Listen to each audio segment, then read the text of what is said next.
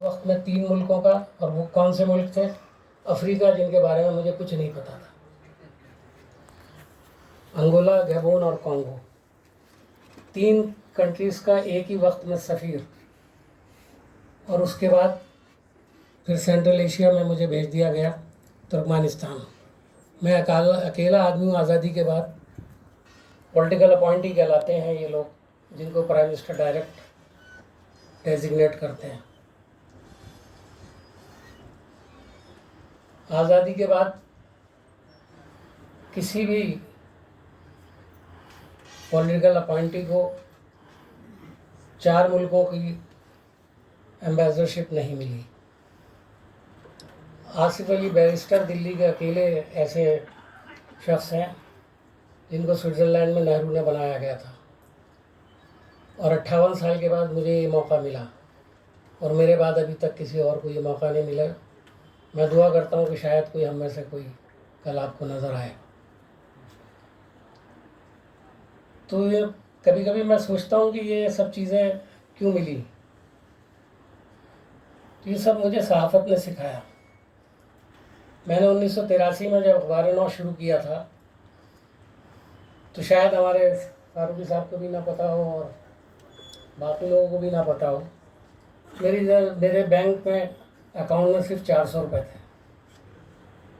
اور میں ایک سرکاری اسکول میں نوکر تھا، اور سرکاری ملازمت مجھے حاصل تھی۔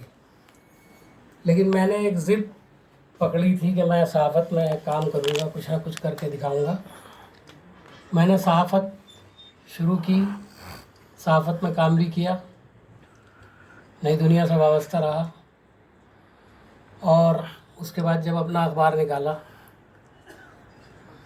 تو ٹیچنگ سے استعفیٰ دیا اور اخبار نکالا۔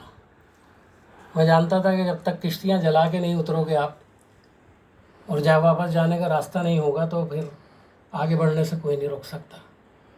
3 سال کے اندر ہندوستان کے اندر اردو ویکلیز میں دوسرے نمبر پر میرا اخبار تھا۔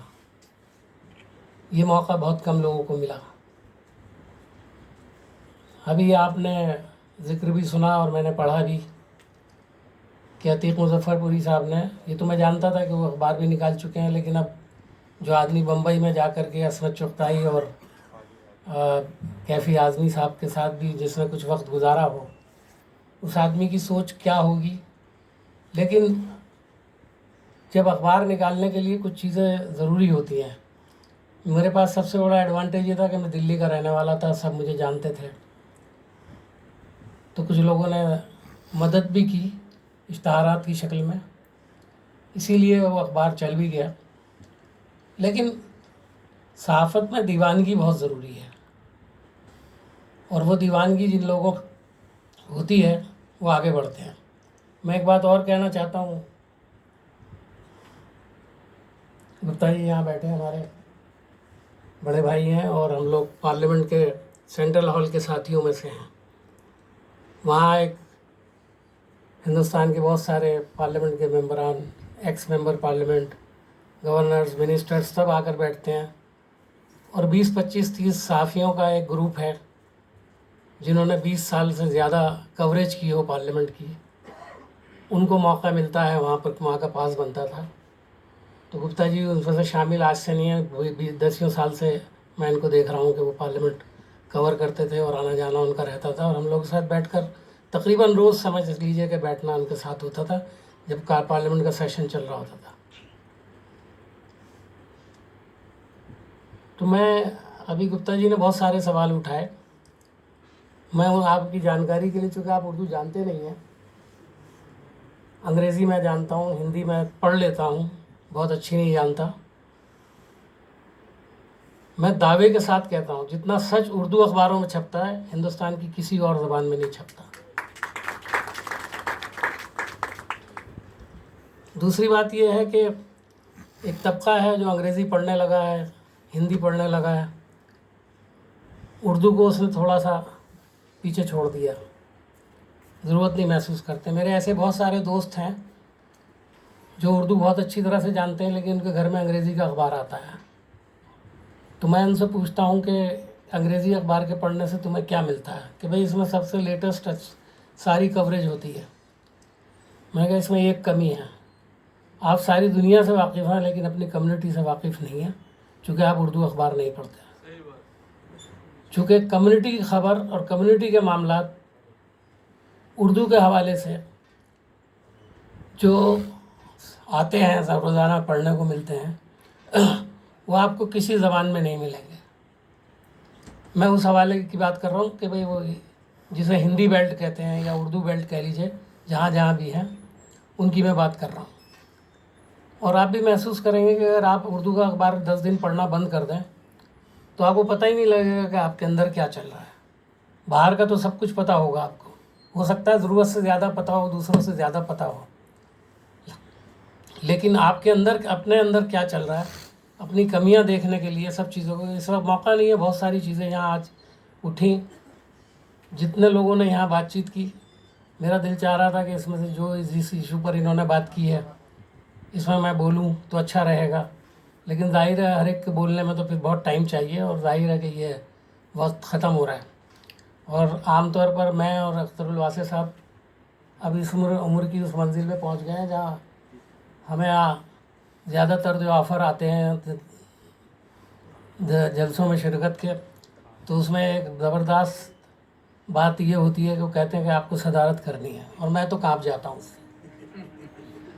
کیونکہ صدارت کا مطلب یہ ہے کہ آپ کو سب کی سننی ہے، اور جب تک آپ سنیں گے تب تک سب لوگ جا چکے ہوں گے۔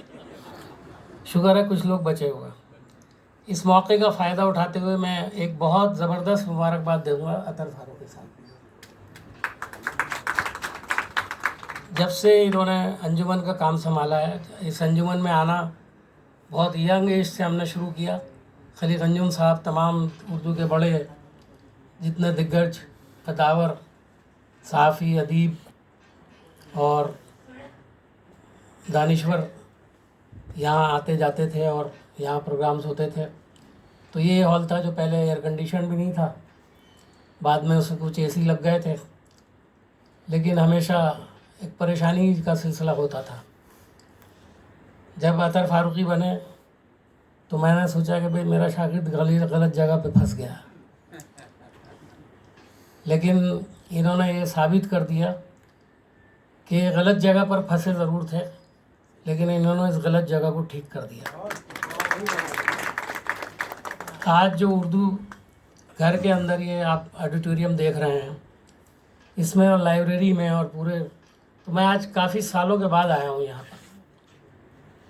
اس کے باوجود کہ میں یہاں سے گزرتا ہوں، لیکن ہمیشہ یہ دماغ میں تھا ایک دن جاؤں گا تو تفصیل سے سب چیزیں دیکھوں گا، لیکن یہ رحمانی صاحب نے آج فنکشن چونکہ یہاں رکھ دیا تو میں یہاں آیا۔ 1 کروڑ روپیہ اس پر خرچ ہوا ہے۔ اب اطہر فاروقی صاحب 1 کروڑ کا کیسے انتظام کیا، یہ ایک الگ کہانی ہے، لیکن یہ فاؤنڈیشن جو ہے آغا خان فاؤنڈیشن، سیدنا صاحب کی جو فاؤنڈیشن ہے، اس کو انہوں نے اپروچ کیا اور کن لوگوں کے ذریعے کیا، کس طرح کیا، یہ انہوں نے خود مجھے بتایا۔ تو مجھے لگا کہ بھئی کم سے کم انجمن کے حوالے سے ہمیں یہ امید ہے کہ یہ بچی رہے گی، چونکہ ابھی آپ نے سنا ہوگا کہ راجستھان کی اردو اکیڈمی اس لیے ختم ہو گئی کہ جو آخری امپلائی تھا اس کا وہ ریٹائر ہو گیا اور سرکار نے نئے اپوائنٹمنٹ نہیں کیے۔ اردو اکیڈمی کے نئے نائب صدر یہاں تشریف فرمائے،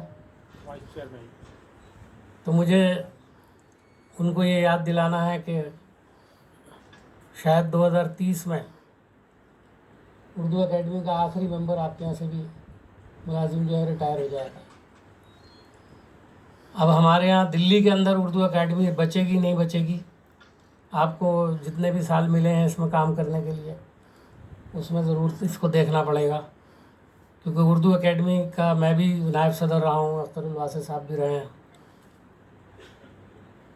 اور اردو اکیڈمی اگر ہوتی ہے تو کچھ نہ کچھ چھوٹا موٹا کام ہوتا رہتا ہے، لیکن میں اطہر فاروقی صاحب سے کہوں گا کہ کوشش کریں کہ زیادہ سے زیادہ اردو کے فنکشن جو ہیں وہ آپ کے اس ہال میں ہوں، اور لوگوں کی آرڈ یہاں پر زیادہ بڑھے. حالانکہ ابھی بھی لوگ کافی پروگرام کرتے ہیں یہ لوگ, لیکن اس کو بڑھانے کی ضرورت ہے. میں ان الفاظ کے ساتھ آپ سب کا شکریہ ادا کرتا ہوں کہ آپ آئے. ایک تو اس حیثیت سے میں شکریہ ادا کر رہا ہوں کہ مجھے یہاں بلایا گیا, آپ نے مجھے سنا. دوسرا اس لیے بھی کہ میرے ایک بہت ہی عزیز ساتھی کی یاد میں اس کتاب کا اجرا ہوا, اور اس میں ایک سیمینار کا سائیڈ بائی سائیڈ ایک طرح سے وہ ذکر بھی ہو گیا, سیمینار بھی ہو گیا. اس میں آنے کے لیے بھی شکریہ بہت بہت. اور ظاہر ہے کہ آپ آگے چل کر ان کو, رحمانی صاحب کو, پوری اپنی سپورٹ اور طاقت دیتے رہیں گے ان کے ہر جلسے میں, ہر کام میں بڑھ کر کے. اور ابھی چند دن پہلے جو صحافتی ایوارڈ دیے گئے ہیں, تو مذاق میں کسی نے پوچھا کہ 40 اردو کے صحافی 40 سال سے کم عمر کے کیا دلی میں مل جائیں گے؟ لیکن مل گئے. پورے ہندوستان سے تھے. پورے ہندوستان سے تھے, لیکن مل گئے, اور وہ آ بھی گئے اور ان کو دے بھی دیے گئے ایوارڈ. تو میں اس اردو کے اس پلیٹ فارم سے اس ادارے کا بھی شکریہ ادا کرتا ہوں, چونکہ وہ اردو والے نہیں ہیں صرف, اس کے باوجود انہوں نے اردو کا اتنا بڑا خیال رکھا اور مجھے وہاں جانے کا موقع ملا. تو اس لیے میں کہوں گا کہ ان کا اردو کے اس پلیٹ فارم سے باقاعدہ ان کو شکریہ ادا کرنا اور ان کو مبارکباد پیش کرنے کا کام بھی میں نے یہاں ہاتھ کے ہاتھ کر دیا. بہت بہت شکریہ.